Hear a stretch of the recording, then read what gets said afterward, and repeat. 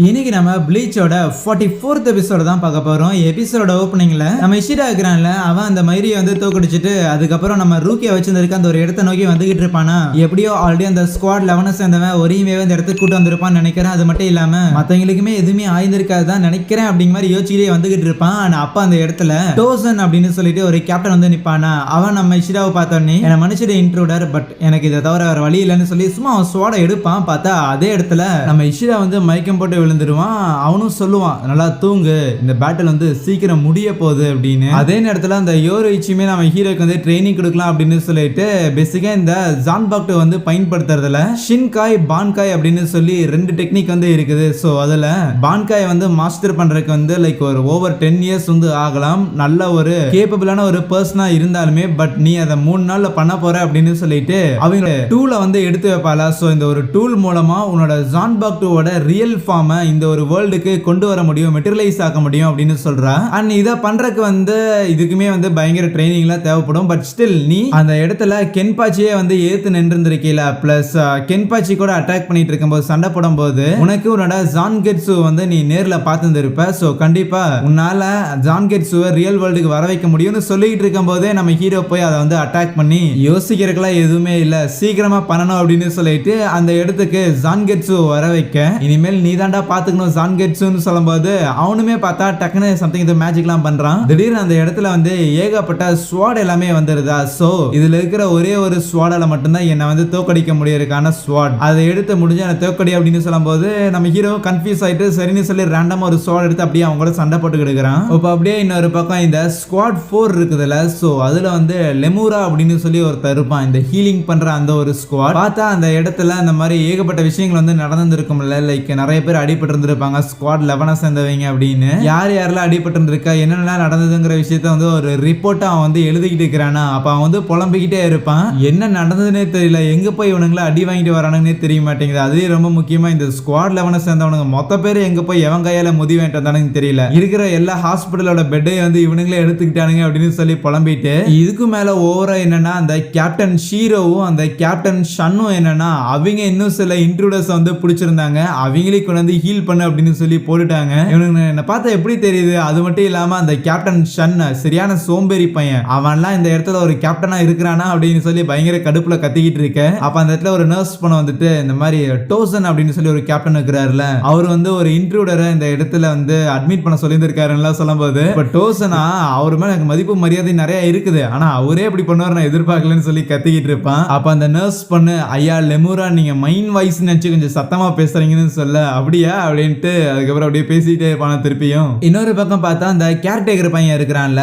So அவன் வந்து அந்த மாதிரி அந்த இன்ட்ரூடர்ஸ்க்குலாம் ஹெல்ப் பண்ணியிருக்கான் அப்படிங்கிற விஷயத்த அந்த ஸ்குவாட் 4ஓட லீடர் இருப்பாங்க உனோஹானா அப்படின்னு. சோ இந்த ஒரு லேடி தான் இவங்க கிட்ட வந்து இன்ஃபார்ம் பண்ணதுக்கு அப்புறம், சோ அதுக்கப்புறம் நம்ம கேர்டேக்கர் பையன் இருக்கிறான்ல, சோ அவனை கொண்டு போய் பிரிசன் லைக்கிறதுக்காக எடுத்துட்டு போவாங்களா. அப்படி போகும்போது நம்ம ரூக்கியா வச்சிருந்திருக்காங்களா அந்த ஒரு ஒயிட் டவர், அதை வந்து அவன் பார்த்துக்கிட்டே இருக்க. அப்ப அவனை கூட்டிட்டு போறதுக்காக இசானே அப்படின்னு சொல்லிட்டு ஒரு லூட்டனட் பொண்ணு தான் வந்திருப்பாளா. அவ சொல்லுவா, நீ இப்ப பண்ண விஷயங்கள் எல்லாமே வந்து உன்னோட மனசுப்படி தான் நீ வந்து பண்ணுன, சோ அதுல வந்து பெருசா தப்பு அப்படின்னு எதுவும் கிடையாது, இன்னும் சொல்ல போனா எனக்கு மேல பொறாமையா தான் இருக்குது, சோ மத்த எல்லா விஷயத்தையும் வந்து நம்ம கேப்டன் உனோஹானோட கையில தான் விடணும் அப்படின்னு சொல்லிட்டு அங்கிருந்து கிளம்ப. இப்ப அதுவே ரெஞ்சியை வந்து கட்டுறாங்க, அவன் ஜெயில வந்து இருப்பான்ல, சோ அப்படியே மறுபடியும் ரூக்கியாவோட நினைவுகள்லாம் அப்படியே நினைச்சு பார்த்துட்டு அப்படியே ஒரு செகண்ட் பியாக்கியாவே நினைச்சு பாக்குறானா, இது வேலைக்காக உட்கார்ந்துட்டு இருந்தான்னு சொல்லி அவனோட ஸ்வாடை எடுத்துக்கிட்டு அங்க இருக்கிற காடியை அடிச்சு நவுத்திட்டு வாங்க போகலாம் அப்படின்னு சொல்லி கிளம்பிடுறான்.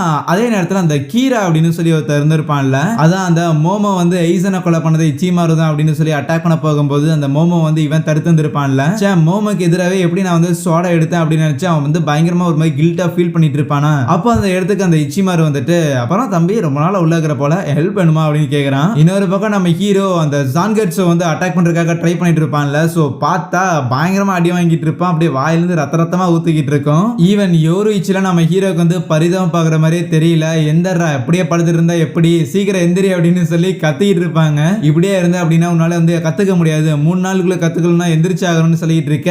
அவனும் ட்ரை பண்ணுவான், பட் ஸ்டில் அவன் பாடி வந்து அவனுக்கு சப்போர்ட் பண்ணாதா. அப்ப அந்த ஜான்கெட்சு பரவாயில்ல யோரிச்சு, அவன் வந்து எந்திரிக்கல அப்படின்னா அவன் சட்டையை பிடிச்சி எந்திரிக்க நிக்க வச்சு நானே அடிக்கிறேன்னு சொல்லிட்டு இருக்கேன். இப்ப அதுவே இன்னொரு பக்கம் நம்ம ஒரியுமே இருக்கிறாள், சோ அவளையும் சேஃபா அந்த ஸ்குவாட் 11 சேர்ந்தவன் கூட்டு வந்துடுறானா. பார்த்தா அந்த ஸ்குவாட் 11ஓட பேரக்ஸ் இருக்கும்ல, சோ அந்த இடத்துல தான் ஒரியுமே வந்து வச்சிருந்திருப்பான். வந்திருப்பான். அந்த யாச்சிரி இருக்கிறாள், சோ அவளுமே அங்க வந்து இருப்பா. எப்படி இங்க வந்திருப்பான்னு பார்த்தா, நேத்து நைட்டே நம்ம இஷிரா சொன்னா அப்படின்னு சொல்லிட்டு ஒரிமையை தூக்கிட்டு வரும்போது ஒரிமை அவனை வந்து கடிக்கிறதுக்காக ட்ரை பண்ணிருப்பாள். சோ அப்ப கழுத்தா மேட்லயே போட்டு அப்படியே மயக்கம் அடிச்சு கூட்டு வந்துட்டு இருப்பானா. சோ அப்பதான் அந்த இடத்துல அந்த யாச்சிரு வந்துருப்பா. யாச்சிரு வந்துட்டு நீ என்னடா கேரி பண்ணிட்டு வரன்னு கேட்க, இல்லங்க இது வந்து அப்படின்னு சொல்ல வரக்குள்ளேயே அது வந்து இன்ட்ரூடர் தானே. ஆஹா, அந்த இன்ட்ரூடரோட ஸ்பிரிச்சுவல் எனர்ஜி வந்து சூப்பரா இருக்குது, சரி வா கூட்டு போவோம் அப்படிங்கிற மாதிரி சொல்லிட்டு அதுக்கப்புறம் அந்த இடத்துக்கு கூட்டு வந்து வச்சுருப்பாங்க. அந்த பேரக்ஸ்ல தான் பார்த்தா அந்த மொட்டை இக்காகவும் அந்த அயசகாவும் இருக்கிறாங்கல்ல. சோ 2 பேரும் இருப்பானுங்க. ஆமா, ஒரியுமே தானே உன் பேரு. சரி, இந்த மாதிரி இச்சிகோக்கு வந்து லைக் என்னாச்சு, வந்து உயிரோட தான் இருக்கிறான்லாம் கேட்க,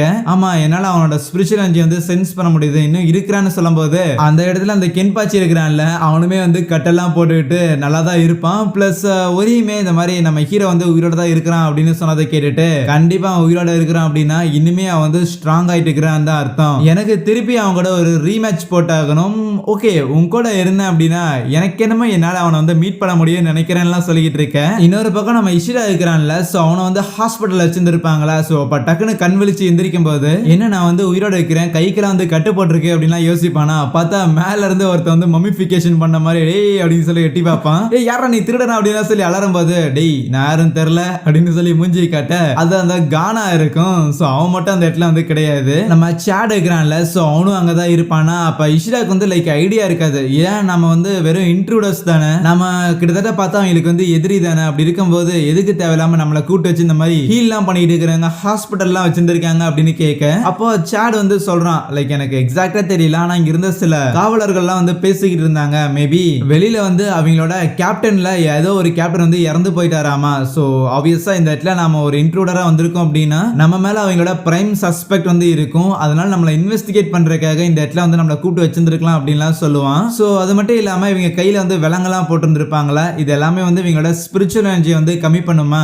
சோ அப்பதான் இஷிடாக்கு வந்து அப்படியே ஒரு யோசனை போகுது. அவங்க தாத்தா வந்து சொல்லியிருந்திருப்பாருல, அந்த ஒரு கிளவ் நீ போட்டுட்ட அப்படின்னா கழட்ட கூடாது அப்படின்னு. பட் ஒன்ஸ் கழட்டினா அப்படின்னா அவனுக்கு கொஞ்ச நேரத்துக்கு அதிகமான பவர்ஸ் வந்து இருக்கும், பட் அதுக்கப்புறம் அவனோட பவர்ஸ் எல்லாத்தையும் அவன் வந்து லூஸ் பண்ண வேண்டியதா இருக்கும். சோ அதே மாதிரிதான் இந்த ஹேண்ட் கஃப் அவனுக்கு போட்டா என்ன போலினா என்ன, எனக்கு எப்படி பார்த்தாலும் ஸ்பிரிச்சுவல் எனர்ஜி வந்து ரொம்ப கம்மியா தான் இருக்கும் அப்படின்னு நினைச்சிட்டு இருப்பான். அப்ப சாட் வந்து சொல்லுவான், இப்போதைக்கு நம்மளால எதுவுமே பண்ண முடியாது, பட் நம்மளை கொலை பண்ணல அப்படின்னா வெளியே இருக்கிற மத்தவங்களையுமே வந்து கொலை பண்ண மாட்டாங்கன்னு அர்த்தம். எப்படியும் ஒரியுமே யாரையும் காயப்படுத்த மாட்டா, சோ அதனால அவ சேஃபா தான் இருப்பான். இன்னொரு பக்கம் இச்சிகோ அந்த யோரி இச்சின் தான். நாம பண்ண வேண்டியது இச்சிகோ மேல நம்பிக்கையை வச்சுட்டு இந்த இடத்துல நம்மளோட ஊண்டு எல்லாமே நம்மளோட காயங்கள் எல்லாமே வந்து ஹீல் ஆகுற வரைக்கும் வெயிட் பண்ண வேண்டியதுதான். அடுத்த சண்டைக்காக இச்சிகோ இங்க வந்தோடனே பொழந்துட வேண்டியதான்னு முடிவெடுக்க, இன்னொரு பக்கம் இச்சிகோ வந்து அந்த இடத்துல ட்ரைனிங் எடுத்துக்கிட்டு இருப்பான்ல, பார்த்தா அந்த ஜான்கெட்ஸ் கிட்ட பயங்கரமா முதி வாங்கிட்டு இருப்பான் நம்ம ஹீரோ. அவனால சுத்தமாவே முடியாது. அந்த ஜான்கெட்ஸும் சொல்லும், டே இந்த இடத்துல நீ கண்டமேனிக்கு ஏதோ ஒரு ஸ்வாட் எடுத்து சண்டை போட்டுக்கிறீல, இங்க இருக்கிற ஒவ்வொரு ஸ்வாடுமே உன்னோட இதயம் மாதிரி தான், நீ எடுத்து சண்டை போடும் போது ஏதாவது ஸ்வாடு வீக்கா இருக்குன்னு வையன், உன் இதயம் வீக்கா இருக்கிற மாதிரி தான் அர்த்தம்னு சொல்ல கரெக்டா தான் சொல்லியிருக்கேன்னு சொல்லிட்டு